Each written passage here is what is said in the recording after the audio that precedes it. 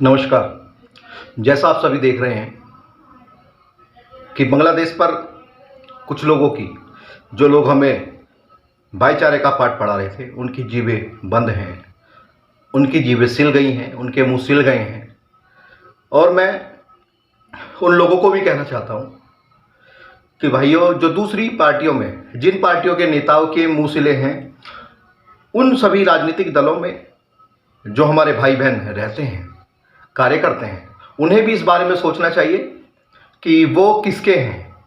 आप जिस पार्टी में काम करते हैं, आप जिस दल में काम करते हैं, आप देखिए कि वो दल आज आपके लिए वो हिंदू शब्द कहने से भी कतरा रहा है। यानी कि आप कोई सम्मान नहीं है आपके लिए, उनके दिल में कोई जगह नहीं है। वो केवल आपका मिसयूज करना चाहते हैं, केवल आपका यूज करना चाहते हैं। आप ही हैं जो उन्हें जिताते हैं। और मैं देश की जनता से यह भी अपील करना चाहूँगा कि आप ऐसी पार्टियों में त्यागपत्र देकर के, ऐसी पार्टियों से जो हमारे भाइयों को, हमारे हिंदू भाइयों के लिए कोई बोल भी नहीं सकता है, उनके मुंह फूट जाते हैं, उनके मुंह में कीड़े या मुझे लगता है बवासीर है उनके मुंह में, जिन्हें बोलने में दिक्कत आती है। तो मैं सभी हिंदू भाइयों से अपील करूंगा कि आप हिंदू भाई ऐसी राजनीतिक दलों में जो कुछ बोलने से भी कतरा रहे हैं, जो हिंदू शब्द भी नहीं कह पा रहे हैं, उन लोगों के साथ काम करने से कोई मजेदारी नहीं है। जहां आपके लिए कोई बोल ना सके, आज वहां है तो कल यहां हो सकता है।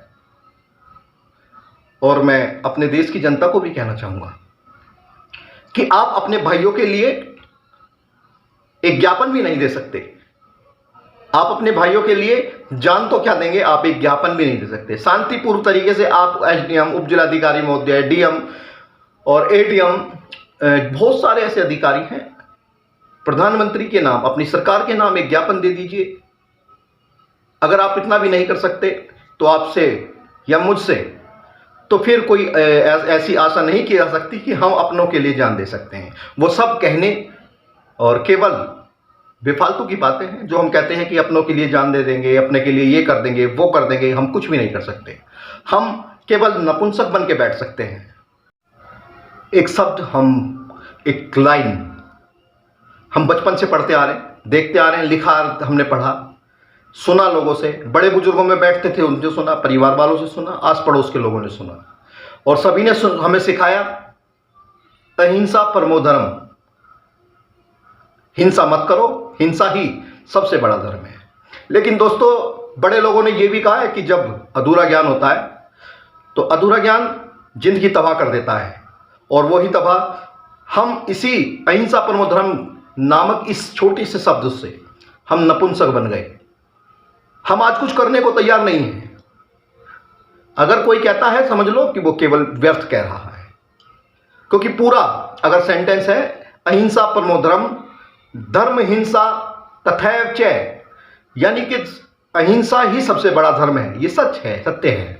लेकिन अगर धर्म को बचाने के लिए, राष्ट्र की रक्षा के लिए अगर हिंसा करनी पड़े तो वो हिंसा ही सबसे बड़ा धर्म है। उस समय के लिए सबसे बड़ा धर्म हिंसा ही है। हमारे तो जितने देवी देवता हैं दोस्तों, वो भी सब शस्त्र लेकर के पैदा होते हैं। कोई भी ऐसा हमारे इष्ट देवी देवता नहीं है 33 प्रकार में से देखिए कि किसी के हाथ में शस्त्र ना हो। और आप लोग अहिंसक बनकर बैठ गए। कुछ लोग हमें हिंसक कह रहे थे कुछ दिन पहले। मैं उन राहुल गांधी जी को कहना चाहता हूं कि भाई साहब, अगर आप में बुद्धि, दिमाग, कान, आंख, नाक, कान तुम्हारे सही चलते हो तो शायद देखिए हिंसक कौन है, और अपनी बुद्धि में बिठा लीजिए राहुल गांधी जी कि अगर सनातनी हिंसक होता तो आप जैसे कुत्तों की औकात नहीं थी कि ऐसा बोल पाते। हम हिंसक नहीं हैं, हम अहिंसक हैं। इसीलिए आप जैसे और कुत्ते भी कुछ भी भोग देते हैं, सनातन को कुछ भी बोल देते हैं। सनातन इष्ट देवी देवता पर कोई भी प्राणघाती हमले कर देता है, सनातन लोगों पर कोई कुछ भी भोग देता है।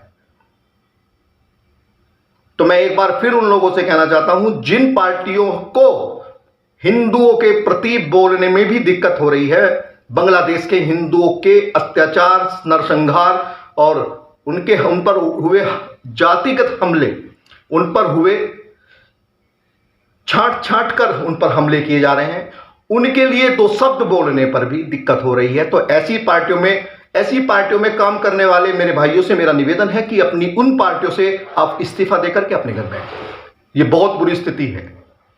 इस भारत में कुल 17 करोड़ हैं वो लोग और तुम 124 करोड़। लेकिन 124 करोड़ क्योंकि आप पागल हो, चूतिया हो बिल्कुल, आपके बारे में कौन सोचेगा? क्यों? क्योंकि आप तो खुद ही आपस में लड़ते रहते हो, जातिवाद में बढ़ते रहते हो।